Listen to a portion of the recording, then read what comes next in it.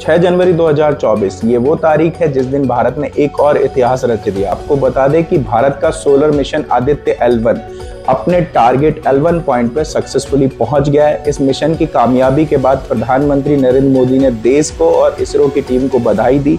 उन्होंने कहा कि भारत ने एक और अचीवमेंट जो है वो हासिल कर ली है। साथ ही उन्होंने कहा कि हमारे देश के जो साइंटिस्ट हैं उनके हार्डवर्क और एफर्ट्स का ये रिजल्ट है, जिसके वजह से भारत ने एक और इतिहास जो है वो रच दिया है।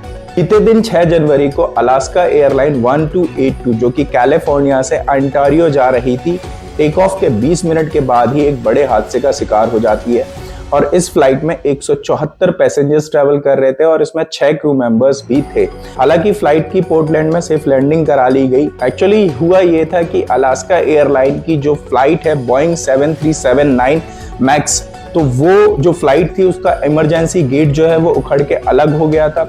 अब इस घटना के बाद DGCA ने भारत के सभी एयरलाइन कंपनीज को एडवाइजरी जारी की और ये कहा कि चेक कर लें कि जो बोइंग का 7379 मैक्स फ्लाइट अगर है कंपनीज के पास तो उसका इमरजेंसी गेट प्रॉपर तरीके से चेक कर ले। फिलहाल अगर हम बात करें तो भारत की जो एयरलाइंस है एयर इंडिया, स्पाइस जेट और आकाशा एयरलाइन, इनके पास बोइंग 7378 की मैक्स फ्लाइट जो है वो अभी हैं। एलन मस्क की कंपनी टेस्ला गुजरात में अपना मैन्युफैक्चरिंग प्लांट सेटअप करने की प्लानिंग कर रही है, जिस पर MSME मिनिस्टर बलवंत सिंह राजपूत ने कहा कि मैन्युफैक्चरिंग सेटअप का प्रपोजल अभी फाइनल स्टेज पे नहीं पहुंचा, इस पे कोई फाइनल डिसीजन नहीं आया है।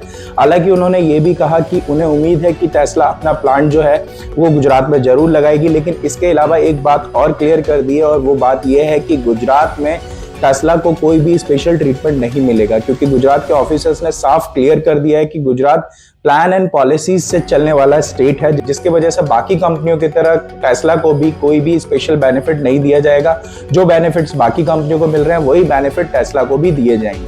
आने वाले अगले हफ्ते में इस साल का पहला मेन बोर्ड IPO यानी कि इनिशियल पब्लिक ऑफर 9 जनवरी को ओपन हो जाएगा। ये जो IPO है ये ज्योति CNC ऑटोमेशन लिमिटेड का है। आपको बता दें कि इस IPO के थ्रू कंपनी 1000 करोड़ रुपए का फंड रेज करेगी। IPO की अगर हम कुछ डिटेल्स की बात करें तो IPO की ओपनिंग 9 जनवरी को होगी, IPO की क्लोजिंग 11 जनवरी को होगी, शेयर अलॉटमेंट जो होंगे वो 12 जनवरी को होंगे। इसमें जो रिफंड प्रोसेस किया जाएगा वो 15 जनवरी को किया जाएगा।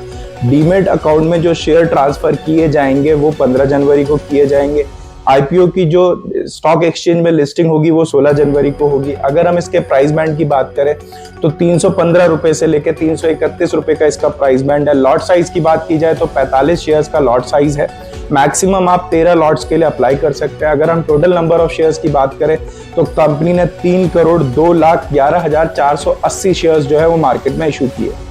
6 जनवरी 2024 को वियतनाम की इलेक्ट्रिक व्हीकल मैन्युफैक्चरिंग करने वाली कंपनी विनफास्ट ने भारत में अपने मैन्युफैक्चरिंग प्लांट सेटअप को लगाने के लिए एक एग्रीमेंट जो है वो साइन कर दिया। अब इस एग्रीमेंट के बाद विनफास्ट तमिलनाडु में अपने प्रोजेक्ट में इनिशियल 5 साल में अगर बात की जाए तो $500 मिलियन यानी कि अप्रोक्स 4160 करोड़ रुपए का कमिटमेंट कर चुकी है। इसके अलावा आपको बता दें कि ये $2 बिलियन यानी कि 16,638 करोड़ तक का इन्वेस्टमेंट करने का प्रोजेक्शन सेट किया है कंपनी ने। इसके अलावा आपको बता दें कि अगर ये प्लांट सेटअप हो जाता है तो इससे जो तमिलनाडु के आसपास के लोकल लोग हैं लगभग 3500 लोगों को इससे रोजगार भी मिलेगा।